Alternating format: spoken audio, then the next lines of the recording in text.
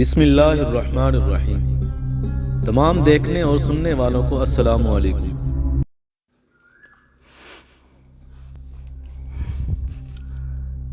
کعب بن اشرف یہودی نبی کریم صلی اللہ علیہ وسلم کی ذات اقدس کے ساتھ بے انتہا دشمنی و عداوت رکھتا تھا۔ اس ملعون شخص نے حضرت صلی اللہ علیہ وسلم کو ہر تکلیف دی جو وہ دے سکتا تھا۔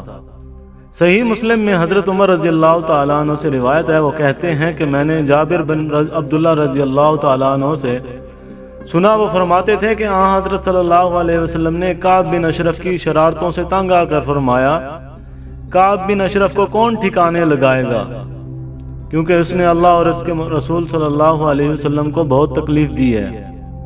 محبوب رب ذوالجلال کی یہ آرزو دیکھ کر محمد بن مسلمہ رضی اللہ تعالیٰ عنہ بولے، کیا آپ پسند فرمائیں گے میں اسے قتل کر دوں؟ حضرت صلی اللہ علیہ وسلم نے فرمایا ہاں۔ محمد بن مسلمہ رضی اللہ عنہ بولے، اجازت ہو تو میں آپ کے بارے میں کچھ کہہ سکوں؟ حضرت صلی اللہ علیہ وسلم نے فرمایا تمہیں اجازت ہے۔ دربار نبوی صلی اللہ علیہ وسلم سے اجازت پا کر محمد بن مسلمہ رضی اللہ عنہ سیدھے کعب بن اشرف کے پاس پہنچے اور انتہائی رازداری سے بولے، اس شخص یعنی محمد صلی اللہ علیہ وسلم نے مختلف ہیلوں بہانوں سے ہمارا مال ہتھیانے میں کوئی کسر باقی نہیں چھوڑی اور ہمیں تنگ کر رکھا ہے۔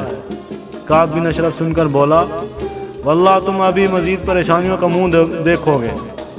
محمد بن مسلمہ رضی اللہ عنہ نے کہا، ہم نے اس کی تباہ کر لی ہے، لیکن اب اس سے فوراً الگ ہو جانا اچھا نہیں لگتا۔ البتہ ہم اس انتظار میں ہیں کہ اب یہ کیا رویہ اختیار کرتا ہے۔ دوران گفتگو حضرت محمد بن مسلمہ رضی اللہ عنہ کہنے لگے کہ مجھے کچھ قرض کی ضرورت ہے، اگر ہو تو دے دیجئے۔ کعب بن اشرف نے پوچھا، قرض کے بدلے کیا چیز گروی رکھو گے؟ محمد بن مسلمہ نے بولا، جو چاہو۔ کعب بن اشرف نے بولا، اپنی عورتوں کو میرے پاس گروی رکھ دو۔ محمد بن مسلمہ نے بولے، تم پورے عرب سے حسین و جمیل ہو، ہماری عورتوں اور آپ میں کیا نسبت؟ کعب بن اشرف، اچھا تو اپنی اولاد کو رہن رکھ دو۔ محمد بن مسلمہ رضی اللہ تعالیٰ عنہ نے کہا، دیکھو کل کلاں ہماری اولاد کو گالیاں دی جائیں گی کہ کھجور کے 2 وسق کے بدلے میں ان کو گروی رکھ دیا گیا تھا، اور لوگ ہمیں مطعون ٹھہرائیں گے۔ البتہ ہم اپنے ہتھیار گروی رکھنے کو تیار ہیں، بولو منظور ہے؟ کعب بن اشرف نے جواب دیا، مجھے منظور ہے۔ محمد بن مسلمہ نے کہا، میں خود حارث ابس بن جبر عباد بن بشر اپنے ہتھیار لے کر حاضر ہوں گے۔ یہ وعدہ لیا اور واپس چلے آئے۔ چنانچہ یہ لوگ وعدے کے مطابق رات کے وقت جب آئے تو کعب بن اشرف کی بیوی کہنے لگی کہ مجھے ان سے خون کی بو آ رہی ہے۔